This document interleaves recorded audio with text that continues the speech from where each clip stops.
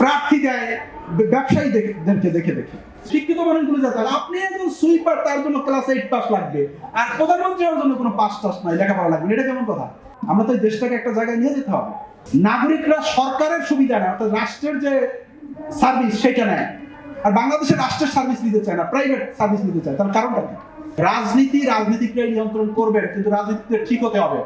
বাংলাদেশকে যদি টিকিয়ে রাখতে হয়, বাংলাদেশকে যদি সামনের দিকে এগিয়ে নিতে হয়, তাহলে গণতান্ত্রিক প্রক্রিয়া ছাড়া কোনো বিকল্প নেই। এরপরে হচ্ছে নির্বাচনের জবাবদিহিতা, ন্যায় বিচার, রাজনৈতিক দলের জবাবদিহিতা। রাজনীতি আপনি গুরুত্বপূর্ণ, কারণ এইখানে আপনি সংস্কার করে আপনি খুব সংস্কার করলে আইনগতভাবে হবে এমনটা না। পলিটিক্যাল কালচারের জায়গায় যেতে হবে। আপনি পলিটিক্যাল পার্টি যদি ভালো লোকগুলিকে নির্বাচনে প্রার্থী না দেয়, আপনি ভালো ভালো সংসদ সদস্য পাবেন কোথায়? ভালো ভালো পাবেন কোথায়? পাবলিক রিপ্রেজেন্টেটিভ পাবেন কোথায়? পলিটিক্যাল পার্টি যদি শুধু প্রার্থী দেয় ব্যবসায়ীদেরকে দেখে দেখে, তাহলে ভালো তো আপনি পাবেন না।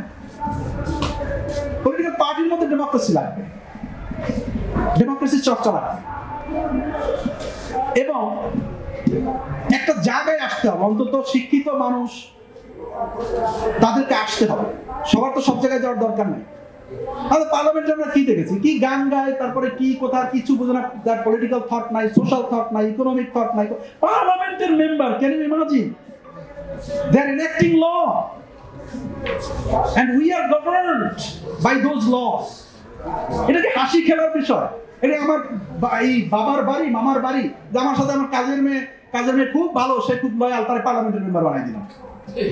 যেটি খুব ভালো মেয়ে, খুব কাজ করে ভালো, আমার সেবা যত্ন করে, খুশি হয়েছে পার্লামেন্টের মেম্বার। আরে ভাই, এটা কেমন কথা? আমরা তো দেখেছি কি হয় পার্লামেন্ট। এখানে তার জায়গা দরকার যে শিক্ষিত মানুষগুলো যাতে, আপনি একজন সুইপার, তার জন্য ক্লাস 8 পাস লাগবে, আর প্রধানমন্ত্রী হওয়ার জন্য কোনো পাস টাস নাই, লেখাপড়া লাগবে, এটা কেমন কথা? কারণ আপনারা বলবেন আগে তো রাজা বাচ্চারা এটা করছে। ভাই, রাজা বাচ্চারা করছে, তারা লেখাপড়া শেখে নাই, বিশ্ববিদ্যালয়ে পড়ে না, স্কুল কলেজ, কিন্তু বাবা মার কাছ থেকে শিখছে কিভাবে রাষ্ট্র চালাইতে। আর সেই রাজা বাচ্চার দিন তো এখন নাই, সেটা তো বুঝতে হবে। এখন তো রাজা বাচ্চার দিন না। এখন আপনি ইন্দোনেশিয়ার দিকে তাকান, মালয়েশিয়ার দিকে তাকান, সিঙ্গাপুর বাদ দেন, highly intellectual, highly learned men, তারা হচ্ছে পার্লামেন্টের মেম্বার এবং তারা হচ্ছে পলিটিশিয়ানস। তারা যখন কথা বলে মনোমুগ্ধের মতো মানুষ শুনে। আপনি তো টিকতে পারবেন। আপনি পার্লামেন্টের অধিবেশন শুনেন, আমরা তো গত 15 বছর দেখেছি। আগে তাও একটু ছিল, গত 15 বছরে যা হয়েছে, পার্লামেন্টের কোনো অধিবেশনে 2-1 পার্লামেন্ট মেম্বার তাও পাবেন না। আপনি 3 মিনিট কথা শুনতে পারবেন, আপনার গায়ে জ্বালা ধরে যাবে। What are they talking about? তো বলেটা কি? এটা হয় একটা পার্লামেন্ট। তারা নির্বাচিত হোক, কিন্তু তারা, আমরা যখন মারা যাব, আমরা তো এই দেশটাকে একটা জায়গায় নিয়ে যেতে হবে, যাতে করে আগামীতে, ভবিষ্যতে এমন একটা পার্লামেন্ট আমরা দেখি যেখানে এডমন্ড বার্কের মতো না হলেও তার কাছাকাছি মানুষরা পার্লামেন্টে কথা বলে, আমরা কথা বলি, শুনি, কোথায় স্টুয়ার্ট মিল, কোথায় এডমন্ড বার্ক, আহারে, আর আমাদের পার্লামেন্টের মেম্বাররা কথা বলে। যাই হোক, এই এবং একটা যেটা হলো ব্যবসায়ীরা, আমি ব্যবসায়ীদের অসম্মান করছি না ভাই। ব্যবসায়ীরা তো একটা যে কোনো দেশের জন্য ব্যবসায়ী ইম্পর্টেন্ট, ব্যবসায়ী তো লাগবে। আপনি কেন বাংলাদেশ রেলওয়েকে এইভাবে করতে পারেন না, ডেভেলপ করতে পারেন না? বিআরটিসি বাসকে আপনি ডেভেলপ করতে পারেন না, কারণ সরকার, পৃথিবীতে সব দেশে নাগরিকরা সরকারের সুবিধা নেয়, অর্থাৎ রাষ্ট্রের যে সার্ভিস সেটা নেয়, আর বাংলাদেশের রাষ্ট্রের সার্ভিস নিতে চায় না, প্রাইভেট সার্ভিস নিতে চায়। তার কারণটা কি? তার পৃথিবীর সব দেশে, উন্নত দেশে রাষ্ট্রের যে সার্ভিস, এটা হচ্ছে সবচেয়ে উন্নত। তার কারণ হচ্ছে এখানে সম্ভব না। আমি যখন মন্ত্রী এবং আমি যখন ব্যবসায়ী, তখন আমার রাষ্ট্রের চেয়ে আমার ব্যবসাটা ইম্পর্টেন্ট।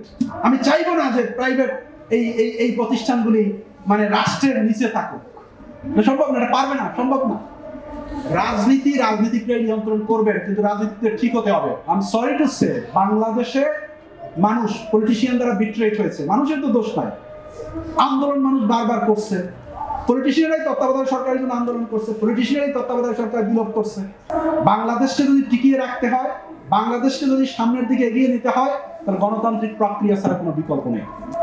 মানুষকে শক্তিশালী করতে হবে।